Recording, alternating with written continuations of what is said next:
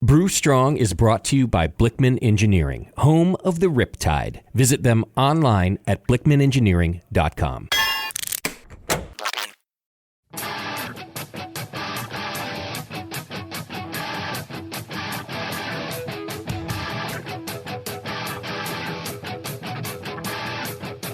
Brewers, it's time for the beer radio you've been looking for.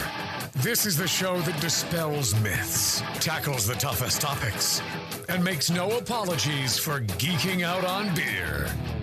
Hosted by two guys that drink before they think, Jamil Zainasheff and John Palmer. This is Brew Strong. Hey, howdy, hey, my brewing brothers and sisters. Greetings. It's good to be here. Yes. You floating over Michigan, me floating over Heretic Brewing Company. That's right. We each are. Where we're most appreciated, right? Oh, well, you might be. Me, who knows?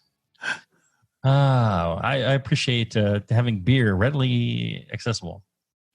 That is a nice perk, yes. I saw somebody post on Facebook. There's like a pro brewers Facebook group. Oh yeah.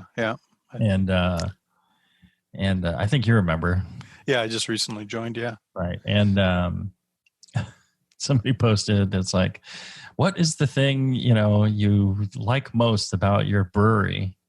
It's like there's beer there. I mean, is that the answer you can get from all 3,000 people? It's like, well, yeah. Ready access to beer.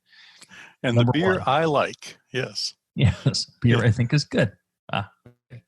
There we are. It's as simple as that. What's the second thing? I have no idea. I'm still just pleased with the first. Speaking of people I'm pleased with, our good friend John Blickman. You know why? John, yes.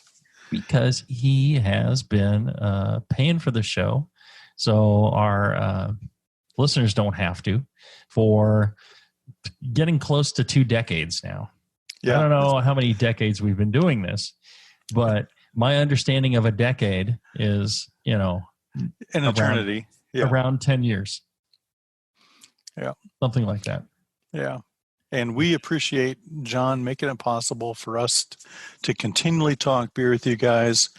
It's a couple hours a week that we get to step away from the family life and say, I really need to talk about beer. And John makes that possible. There you go. No, he's a great friend and a great asset to the brewing community and just everybody around him. And he's used his superior intelligence to design and produce and make accessible to the brewing community across the world some great brewing equipment. So check it out. blickmanengineering.com. Check out the website. Lots of great stuff there. And you can actually send a kind thanks to Mr. John Blickman. Feedback at blickmanengineering.com. Tell him how much you appreciate that he's paid for the show so you don't have to. And trust me, he gets every one of those emails. And he enjoys seeing that people, that the show actually reaches people and that you enjoy what we're doing. So that's why he's paying for this show, for no other reason than that. So make sure to send him a good email. I'd appreciate it. I know John would appreciate it, and John would appreciate it. That's right. My 2 closest Johns. There you go. Today, we're going to be doing a Q&A show. We have been lax. We've been talking about some great subjects, but we have not kept up with our Q&A pool. If you have questions to ask us here on Brew Strong, you can send them to brewstrong at thebrewingnetwork.com, and just preface it with a question for the show. And you won't get our immediate response, but eventually we'll get to it. I mean, it may be 2 decades later, but we'll get to every single one of those questions. I promise you. That's right. And one of the first questions that came up is, let's see here. Rich, he was asking, I hope you guys are still producing the podcast, that everything is going well for Jamil. Indeed. Yes. What I love about this is, yes, we're still producing the podcast. We missed a few months there because of the pandemic and the fires and everything else that's going on. Right. It kind of, messed us up, and family stuff. John has lost a dear family member. It's just been a rough ass last 2 years. I'll tell you that. It really has. Yeah. Did you have to evacuate from Vacaville with the fires? We came within like one block of being evacuated. Yeah. So I thought, looking at the news. Yeah. Yeah. My, one of my daughters lives up in Rockland, and the other was living at the house with us, and she evacuated. She's like, I'm not waiting around. She does 911 dispatch. And so she's like, look, Dad, time to leave. I'm like, one, I'm not leaving without Liz. I said, I'm not leaving without Mom. I said, you go. I said, I'm waiting for Mom. I'm not going anywhere without her. And she was here at the brewery. Right. And I'm like, either I'll go to the brewery and wait with her there, or she'll come back to the house. Our house, it's a newer house, and we moved in, trying to get closer to the brewery. And, it's all stucco, tile roof, not a lot of plantings around it. There's a giant cul-de-sac. I'm like, and it's actually got fire sprinklers on the inside, all these new construction homes in California. Wow. And I'm like, there's no way I'm going to burn. I think I'm safe. And, at worst, I go out and sit in the car in the cul-de-sac, far enough from everything that I wouldn't burn there either. Mm-hmm. So I felt very safe. And the brewery is safe. It's all, this damn place will never burn down, unfortunately. It's going to take it's going to take an errant missile strike from an accidental missile strike from the air base to take this place out. It's all concrete. Right. It's not going to burn. So we're safe. It gets close. This is 2 years in a row where it got really close, but we're surviving. So everything going well for John. Well, what cracked me up about this was, didn't ask about you, John. It just wants to make sure everything's going well for me. And, which is, I understand, it's because more people are interested in you. Well, everybody loves me. You, no, not so much. But me, I kind of fly under the radar. Yeah. I am beloved, I think. I am I am just important. I think maybe they realize that without me, they'd have to listen to like you and Justin. And there you go. Yeah. Oh my God. Yeah. There's the problem, right? Listenership would fall off by 2 or 3 people. That would 70% there. That'd be 70-80%. Yeah. I mean, the 5 people that count on this, they'd be pretty disappointed, or 2 or 3 of them would. Yeah. Anyways, so thank you, Rich, for thinking of us and and asking. It just cracked me up that he was hoping it went well for me, not you so much, but for me. That's fine. That's fine.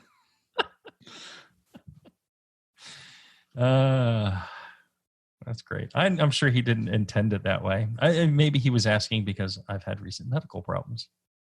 Yes. Or perhaps that's what he meant. And he cares about you greatly, John, just like I do.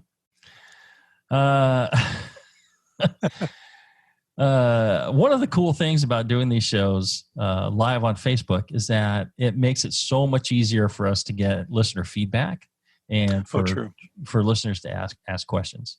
The absolutely gorgeous Bevo is kindly monitoring the Facebook comments. So don't say anything weird or pornographic, you guys. But if the point is, if you want to ask a question live, she's there to get your questions, filter them, so we don't have to look at your inane chatter, and ask them of us. And Dolph has asked, I'm not sure what the topic is yet today, because we're rambling. It is Q&A. But my problem recently has been getting malt aroma. I make beers out of brewing classic styles and a lot, and the malt balance ones always seem to be lacking in malt aroma. Could it be how finely I mill my grain? All other vital statistics seem to be in order, and the beer tastes very good, and I don't seem to be infected at all. I even buy great malt like Vireman from Northern Brewer. But when I compare mine to commercial examples, malty aroma and flavor are much more mild with mine. German beers are a very notable example. Well, that's interesting. Because I always consider your recipes pretty malty. Right. So my first thought would be a couple of things. Three things. One is, you're buying great malt like Vireman, but sometimes people will buy just like certain specialty malts, which are very important, but they'll ignore the base malt. They'll do like, the cheapest base 2-row they can get, and then hope to dress it up with specialty malts. But one of the things about malt aromatics is I think a lot of it's carried by the quality of the base malt, and that the malt is fresh. So if you get your malt from a homebrew shop and it's nice and fresh, don't store it in the garage at 110 degrees Fahrenheit for 6 months and then expect it to taste as good. It will deteriorate over time, or conversely, storing it cold and wet and damp, it'll deteriorate over time. So be careful about that. Make sure you're using a very high quality base malt. I know, even between certain, American 2-row base malts, there's a huge aromatic difference between them, and extract efficiency as well. So that was one. The second thing was, as always, fermentation. If you are not getting a really great fermentation that fully attenuates the beer to the maximum potential it should be, and this is, I'm not talking about adding simple sugar and trying to drive the number lower. What I'm talking about is your yeast fully fermenting as normal the maltose and everything else that is present, leaving behind the great aromatics that'll come out. If you have too much residual sugar in the form of unfermented wort, it will be wordy and it's suppressive, just like a lot of times adding crystal malt will suppress hops and the other characteristics. Leaving behind some unfermented wort will also suppress some of that malt characteristic.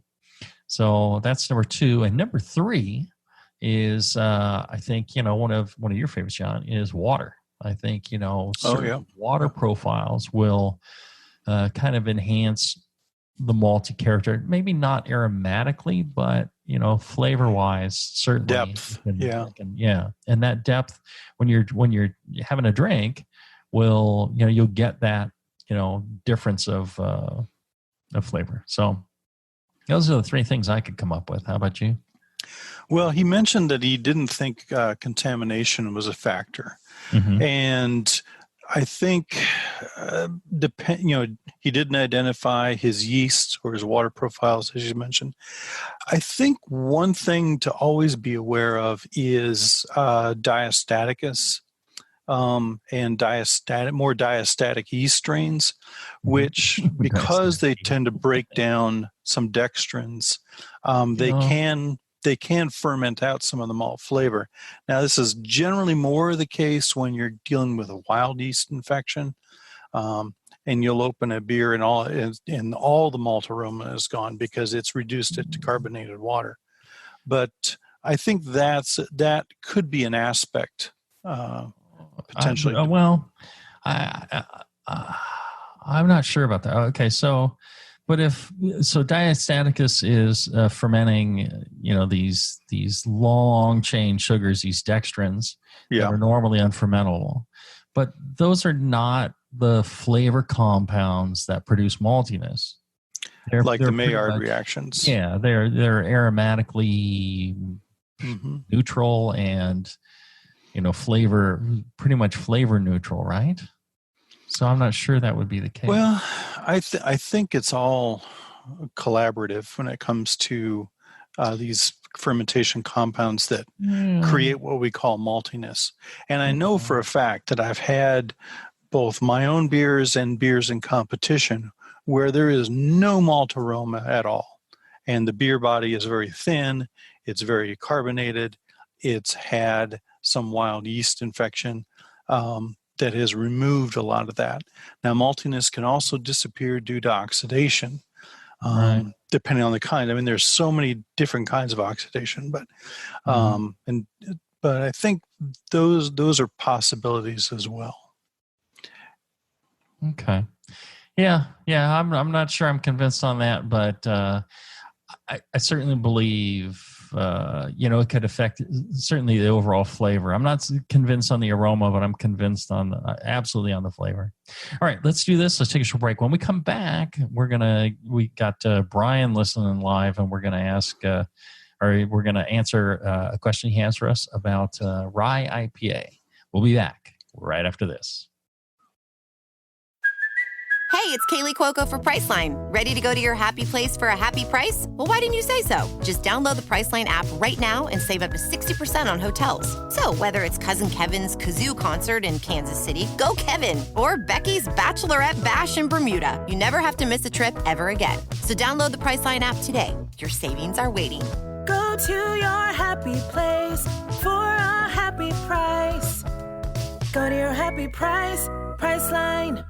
Are you looking for a simple brewing system that's great for all grain brewing, but everything on the market seems to be full of compromises? Blickman Engineering has the answer. The Blickman Brew Easy All Grain Brewing System. The Brew Easy is a complete system with easy upgrades and a beautiful compact design, perfect for any size brewing location. At its core, the Brew Easy is built on two gorgeous Blickman Boilermaker brew kettles, a high-temperature March pump, and either a top-tier gas burner or the new Boil Coil electric heater. The Brew Easy adapter lid allows the pots to stack on top of each other, forming an efficient, strong, and compact brewing setup that comes in 5, 10, and 20-gallon batch sizes. Upgrade your Brew Easy system with full automated control by adding a Blickman Tower of Power temp controller, and make moving around easy with the Blickman Kettle Cart. The Brew Easy is modular. If you already own a Boilermaker kettle, you can build your Brew Easy by purchasing just the modules you need. The new Brew Easy all-grain brewing system. See it today at BlickmanEngineering.com and brew with Blickman quality on your new Brew Easy.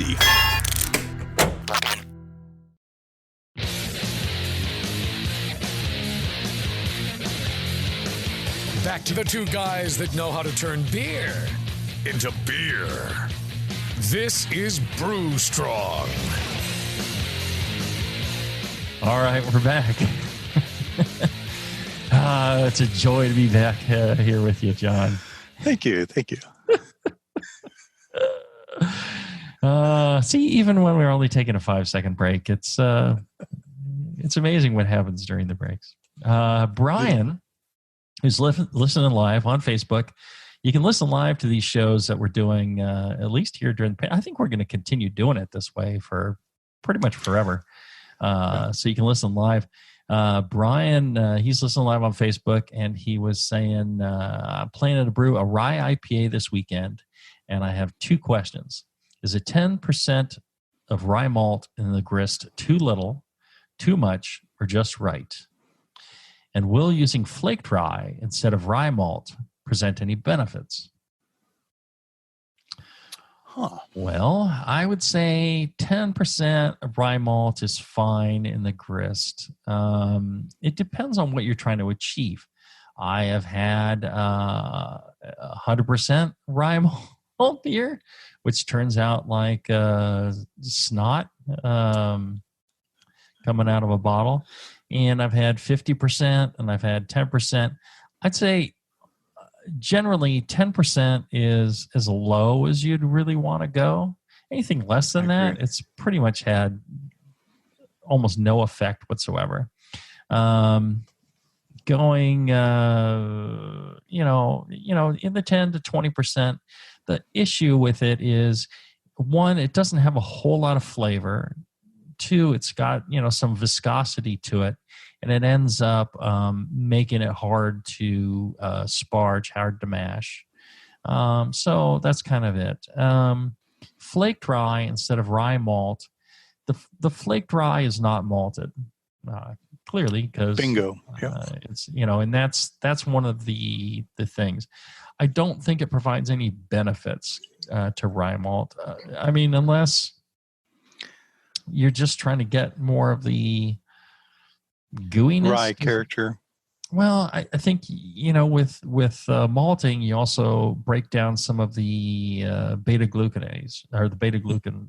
Right. Beta glucanase will break down the beta glucans. Yes, but yes.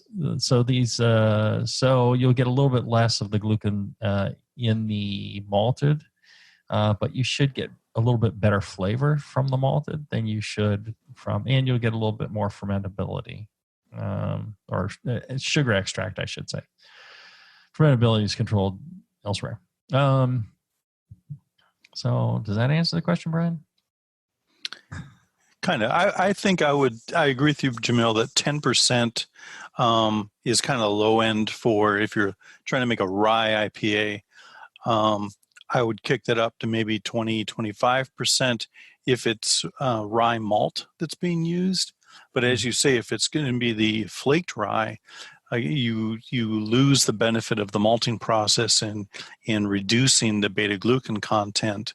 And so I'm just off the top of my head, I'm going to say 20-25% of rye malt is going to contribute out the same amount of body that 10%, 5 to 10% of the flaked rye would, because of that trade-off in malting versus glucan from malted from maybe it's a 50%. I don't know. I'm sure there's numbers somewhere. Yeah. Ideally, you could look at the spec sheet on your flaked and the spec sheet on your malted, and it'll tell you what the reduction in glucan is.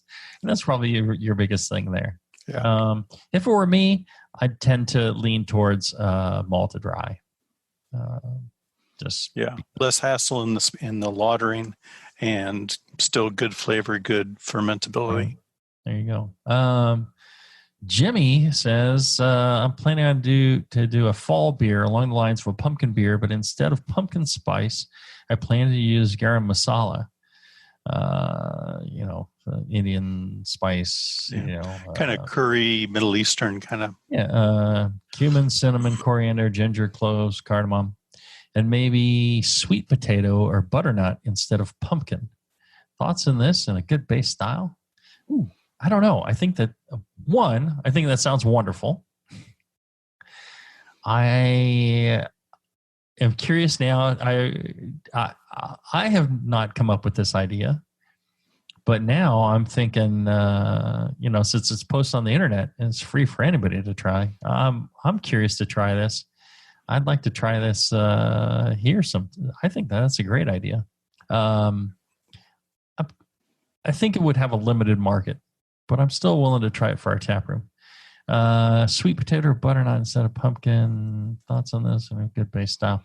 Good base style is always on anything fall, autumn, spiced beers, holiday spice, an amber ale.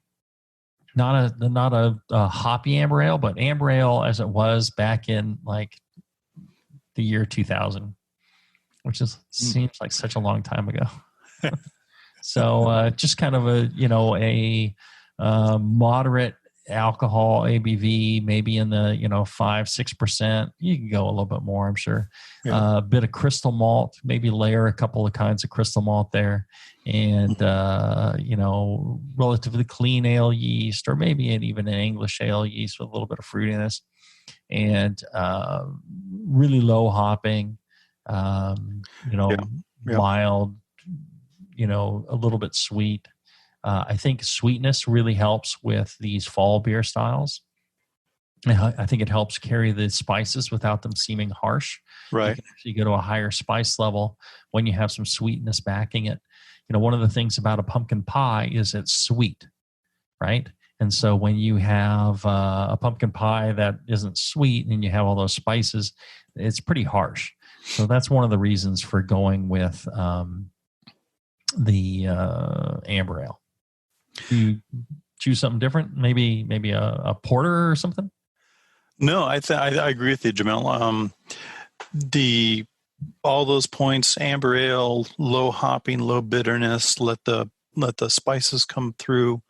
Couple things: the best pumpkin beer or fall ale like that, field ale I ever had, was at the Northern California Homebrew Fest a few years ago when you and I and Tasty were there.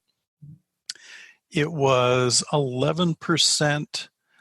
From a club up there, contained no pumpkin, just spices and all that alcohol sweetness, and it really carried the spices well. Very well balanced, no harsh aftertaste. It was. I had 2 or 3 glasses of that beer. There's nothing wrong with wanting to ferment pumpkin or butternut squash or sweet potato. Mm-hmm. Just bear in mind, these are not pure starches that we're used to working with, as in the cereal grains. There's a lot of protein. There's a lot of other stuff, cellulose mixed in with squash and potatoes and so on. So you're going to get a gummier mash. Mm-hmm. So mash some for the fun of it, but don't try to make it 50%, 100%, because it's just going to turn into porridge. Right. I think one of the things that helps is to bake those in the oven first. Oh yeah. You develop some of those caramelized sugars that a lot of people associate with those things. I would try that, and go for it. See what happens. Like I said, people did 100% rye malt beers. It's possible. It tends to be work and may turn out weird, but give it a shot. Yeah, we're doing this for fun, but don't kill yourself. All right, I gotta turn to some of the email here. Let's see here.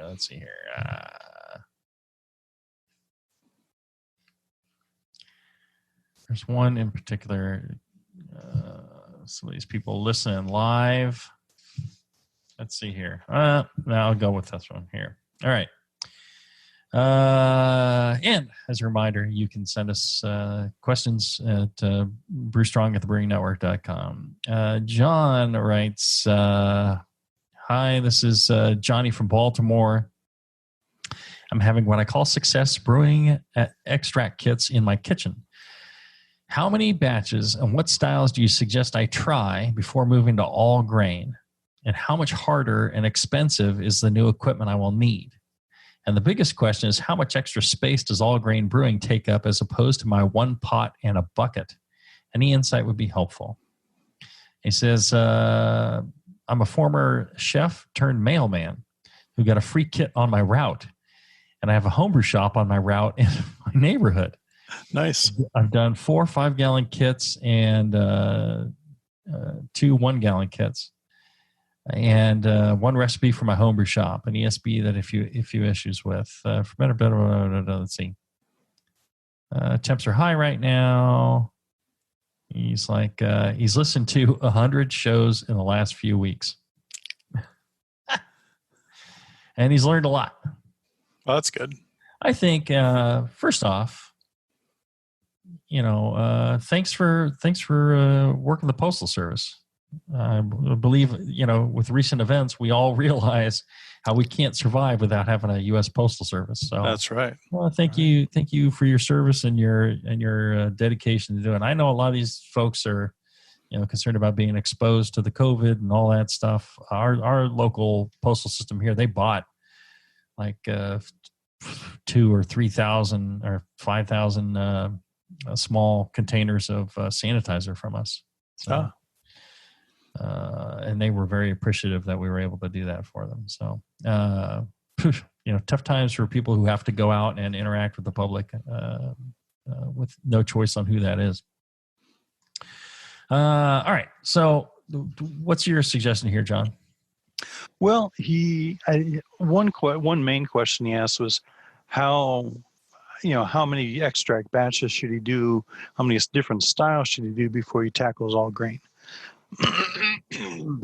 And I think the answer to that is simply we encourage extract brewing because it gets you interested in the hobby, and it allows you to focus on fermentation more so than starting out with a full mash. Yeah, you can make great beer with extract. Yeah.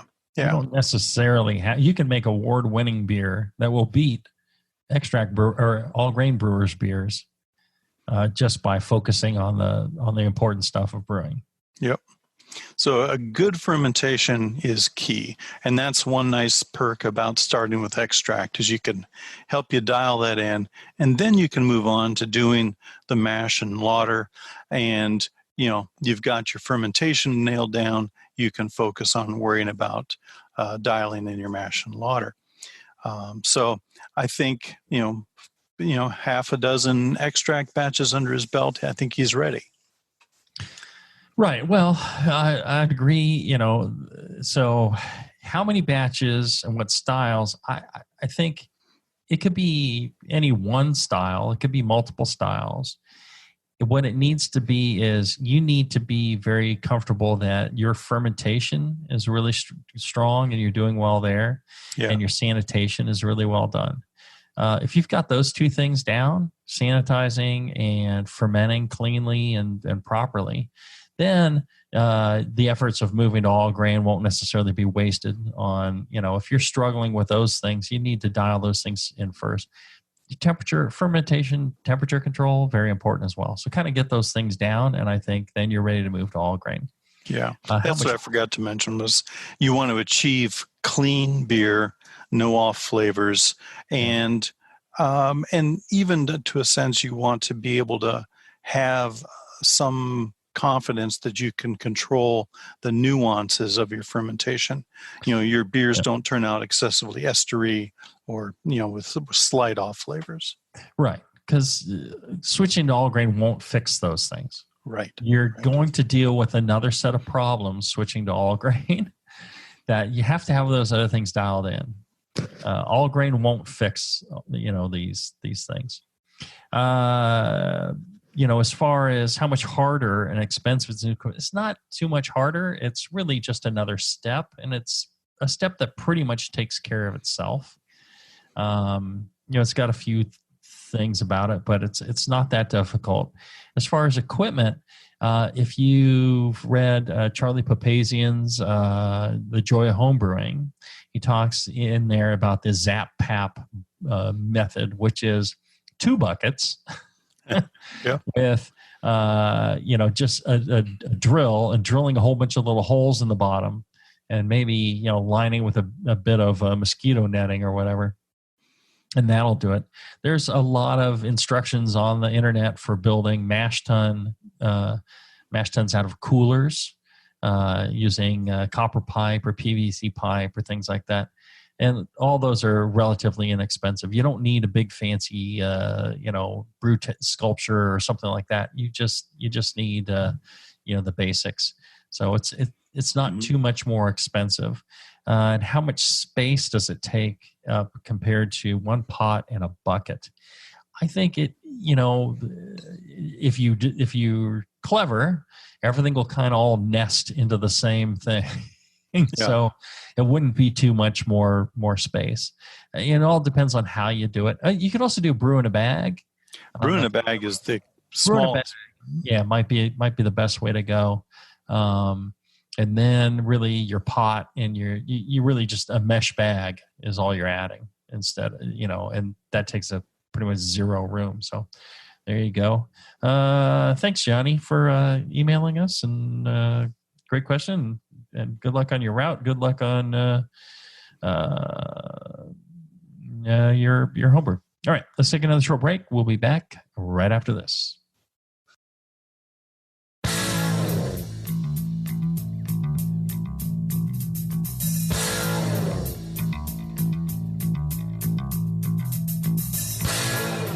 Learning to brew has never been so disgusting. This is Brew Strong. All right, we're back. We're enjoying another episode of Brew Strong. We're actually live on Facebook, having some fun here, and we're answering a bunch of questions from folks that are live as well as email. Leaf asks, "Hey Jamil, you mentioned that you have given bad advice. I give a lot of bad advice. Can you be more specific, Leaf?" He says, by using melanoidin malt in lagers. I think it was when you visited Beersmith earlier. What would you use now for a rewrite of the Helles in Brewing Classic styles? So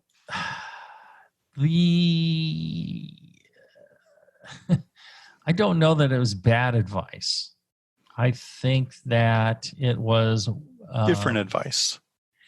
Well, all right. So the thing about Brewing Classic styles is, and the thing people miss out on is, these are the recipes that are most likely to win in competition, right? So not necessarily what I feel makes the best version of a given beer, but that stands out and it gets first place. Yep. Or best of show, right? So that's what this is.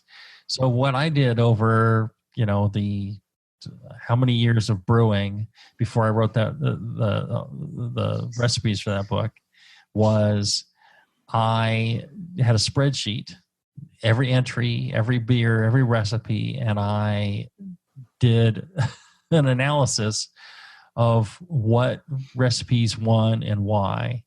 And for a lot of these lagers, it is critical to have enough melanoidin character, kind of popping out on a beer. When somebody has a flight of 10 or 12 beers in front of them, they kind of get numb to, almost like in an IPA, they get numb to the hops as they go through the beers.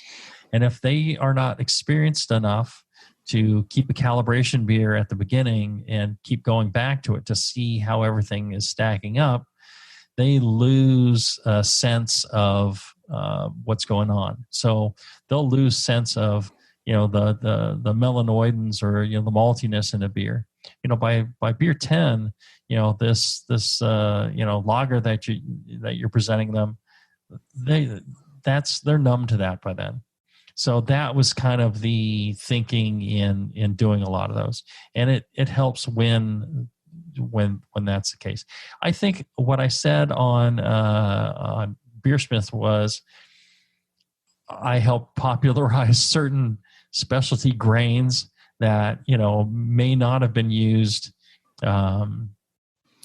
without that. I think it really promoted the use of a lot of certain types of specialty grains, and there are a lot of good specialty grains out there, and you don't necessarily have to use exactly those, which is one of the things I'm disappointed about that book, is that I didn't have enough room to really write the full explanation. Like I did in my BYO articles, right. I explained, here's kind of the range, here's what you're trying to achieve, here are kind of the grains you could use to achieve it.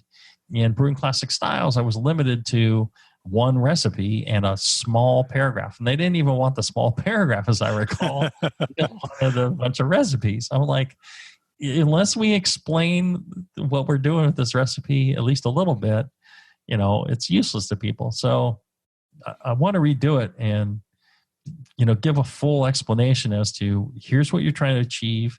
Here are some of the tools you can use to achieve that. And here's how you can take this recipe in your own direction. I think that would be a great book. Yeah, unfortunately, it's going to be Encyclopedia Britannica. It's going to be so big, but I'd still love to do it. So I guess that answers the question, because this is what I would do. As far as Helles here, at our brewery, we make a Helles we call lager, because we're convinced that you didn't want to call it Helles because people wouldn't know what it actually was. They wouldn't know it was lager, but it is. This is what Munich Helles tastes like in Munich, if you ask me. I think is very much so. And we use a German continental Pilsner, and we use tiny bit of Munich, and we use some American two-row because we're getting too much malt character from the German malts. I mean, it was really just overpowering, so we had to back it down a little bit. So we use a balance of that, and so that's what I would use for the Helles and Brewing Classic styles today. There you go. All right, nice. Let's see here. Eric asks, any tips on improving hop aromatics in the finished beer? I oftentimes find that hop aroma drops off significantly between the kegging process and the serving a week later. Purge your kegs. Purge your kegs with CO2. That if that's where you're noticing that drop in hop aroma is from filling the keg to a week later, it's probably oxidation in the headspace. I'm gonna throw out another little thought here. Okay. I mean, I agree with what you're saying. Well, I have two or three things, but one of kind of the oddball thoughts that I had just tasting this beer here is hop bittering drops off very quickly, right? Mm-hmm. In a week, you can lose 25% of your bittering. You might even be losing, within a month, you've lost 50% of your bittering. The interesting thing is, I think that people oftentimes will associate hop aroma with the bittering that they're tasting. Okay. And so when the bittering drops off, they have this associative thing where they're saying, oh, the hop aroma is less too. Because the deep ties between, the overall aroma hop and flavor. Character. Yeah. Right. Well, and the way that, you get aromatics, and even hop bittering, alpha acids, you put those on your, yes, they're bitter, but, I think we're associating that with hop aroma in a lot of cases. So I think that could possibly be one element of this, and for people to keep in mind. That's why I mention it. The other is, certain hops will drop off very quickly, and one of the things you can do, especially if you're doing like a single hop thing, if you mix in 3 or so different hops, and you kind of try and stagger your hop characters, and you'll get a much longer lasting than the individual pieces. You'll get a greater sum of the parts, greater whole as you do that. One of the cool things I found was on Scott Janish's site. He's got a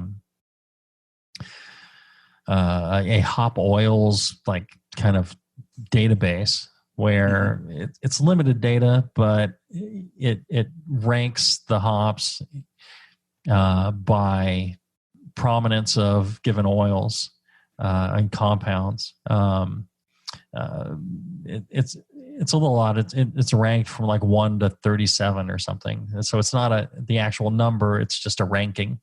But you can sort it by those rankings if you're looking for certain compounds. And when you kind of layer in certain compounds, you actually get like a more sustained hop aroma. So sometimes, Citra and Mosaic, but then you put some, Cascade or Columbus or whatever, and the whole becomes much more long-lived, much more prominent.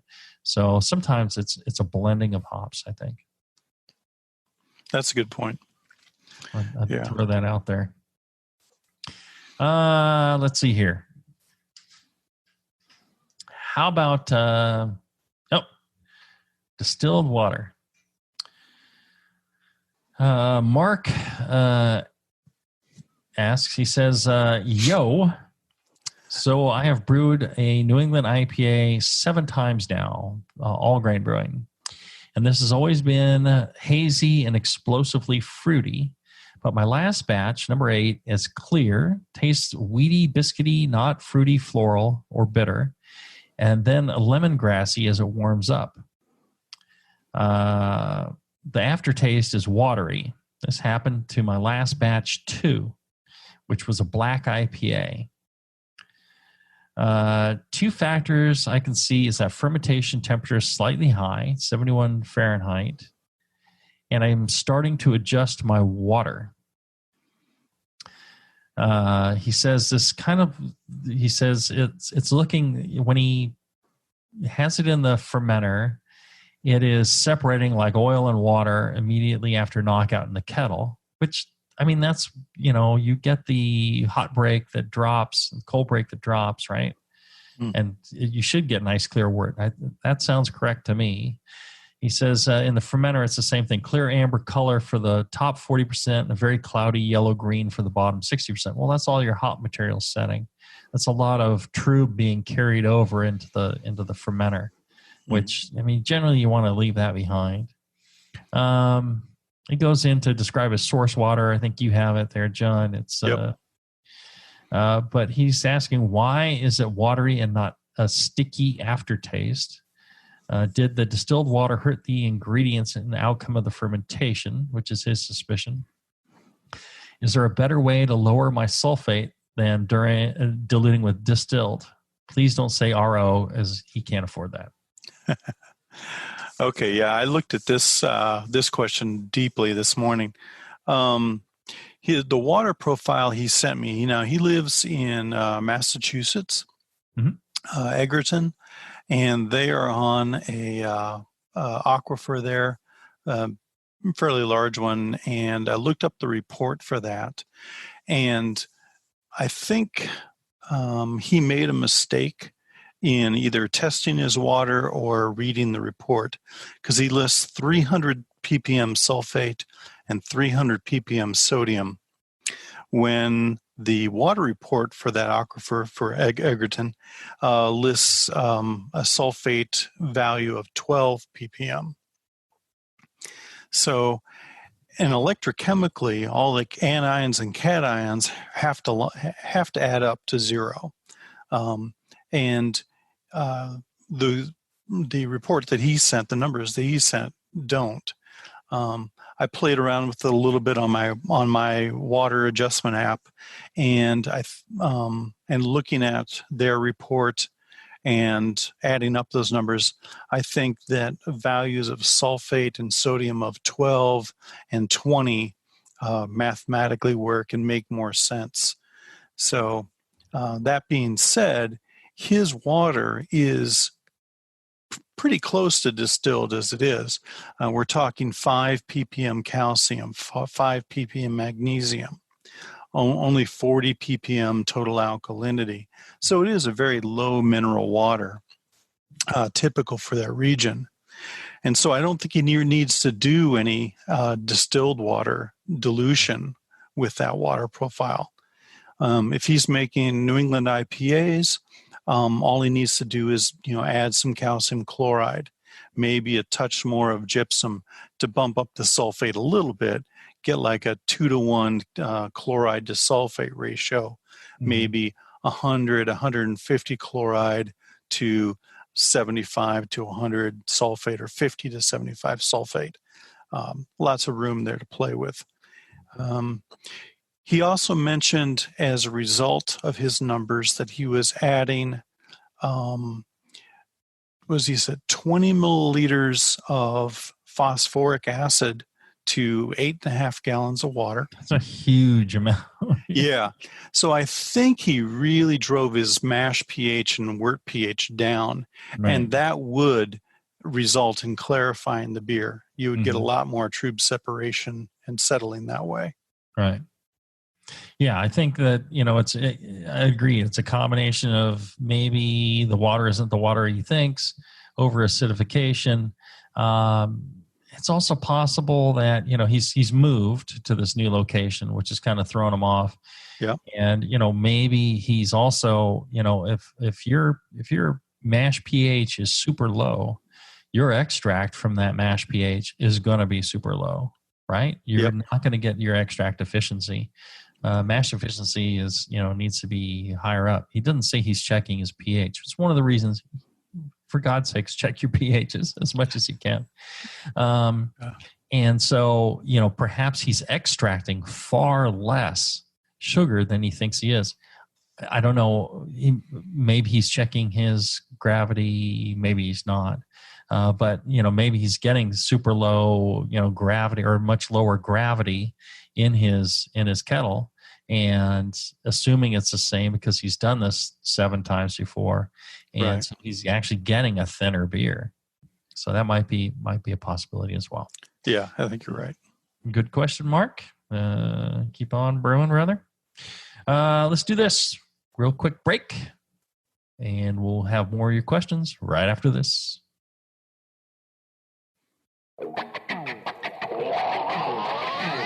Back to the beer guys that make other beer guys look like wine guys. Brew strong. All right, we're back. I did want to tell you about my good friends at Brew Chatter. It's a homebrew shop out in Sparks, Nevada. Right. People consider it Reno. It's right there. Good people. It's a beautiful shop with high quality ingredients. You even got a little bar in there you can go into, and often they have Heretic on tap. There you go. They are great folks. They know a lot about brewing, and they will help you make some high quality beer. And they have a lot of great events, and they've decided to sponsor their show. So that's the only questionable thing about them, is that they've decided to spend money on being part of Brew Strong. So, whatever. But good folks. Shows their heart's in the right place. Yeah, they are lovely people, very funny, very, very kind, very hardworking for the homebrew community. So, give your support to them if you get a chance. You can find them online, brewchatter.com. And like I said, you can find them out near Reno. If you're ever out in lovely Reno, which is an amazing place to visit, stop by the brew shop, have a beer, check out the amazing range of ingredients that they have there for you, and fresh ingredients and equipment, everything else. Good people. Check them out, brewchatter.com. All right, let's see here. Jason Petros writes, no, Jason Williams Stockdale writes, if you were planning a farm-based brewery with growing hops, grapes for wine, and a distillery, would you also grow your own barley and malt on site for a majority of your grain bill? Would that be totally insane, a totally insane thing to do, or impossible, or would it be possible? Would not involve borrowing money with a rush to profit in this model. The best numbers I can come up with now is around $8 million minimum to start. Already own the 320 acres. Well, there's an advantage. Okay. I have some infrastructure already. Am I nuts? Everyone around me thinks this could only end in failure. Okay. As somebody else who has gone down the insane road of opening a brewery, that in and of itself is nuts, opening a brewery. The fact that you have 320 acres is quite an advantage. You are nuts. The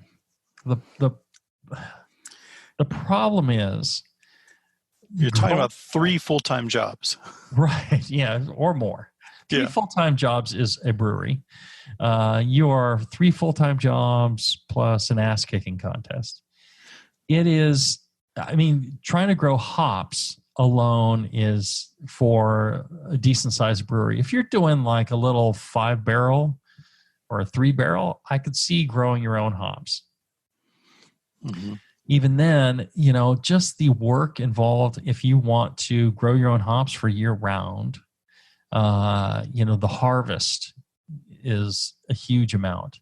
And then the drying and preparation and the storage.